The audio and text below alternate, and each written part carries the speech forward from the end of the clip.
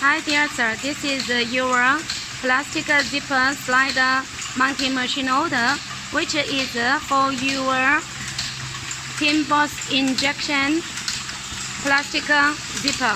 You see this zipper, which after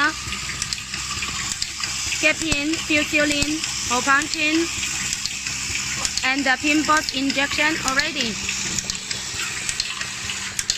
So you can see zipper go inside the machine from here and past the slider mounting mold.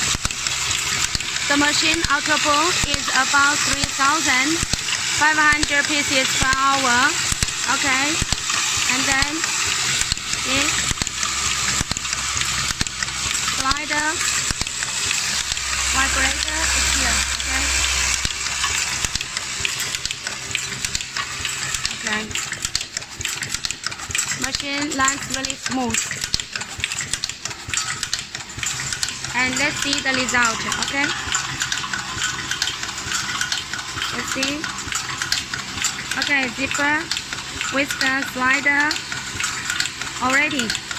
With the pinbox and with the slider, okay? So if you want to get more information for this machine, you're welcome to contact us. Thank you.